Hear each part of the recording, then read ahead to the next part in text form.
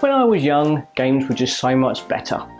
It was all about gameplay instead of these fancy graphics, season passes and microtransactions. Or was it really? Are the oldies always the best, or are those retro goggles super glued to our faces? I don't know about you, but that sounds like Reasons to be cheerful.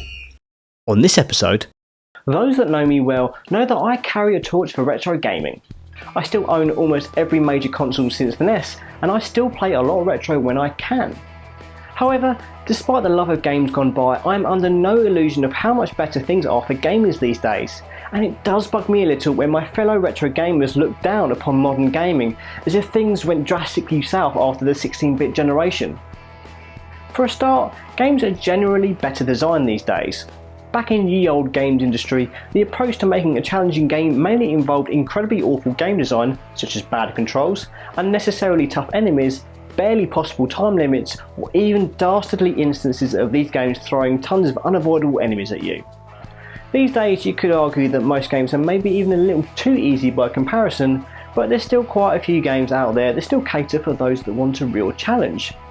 Remember that early game design ethos was just an extension of arcade game design, i.e., the aim was to make you die quicker, to make you pump more coins into the machines.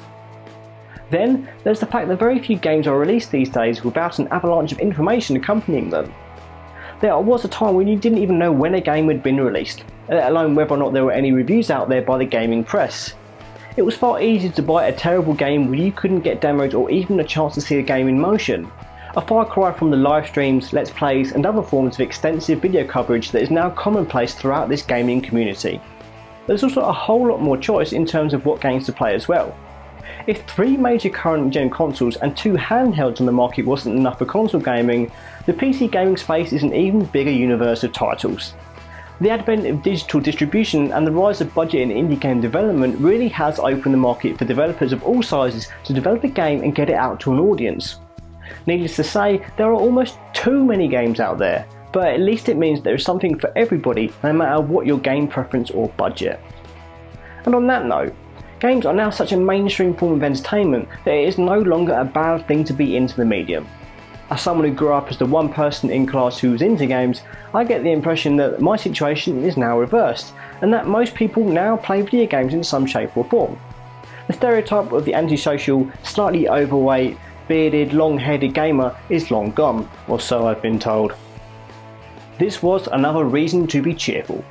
If you want me to look into the brighter side of the gaming world, you can tweet your requests to me at TheLastMetroid or comment on this very video. If you're looking for videos about custard, then you're probably on the wrong channel. However, if you want more videos about games, then you could do a lot worse than subscribe to this very channel or my very own one on YouTube. Thanks for watching, and I shall see you around for another reason to be cheerful.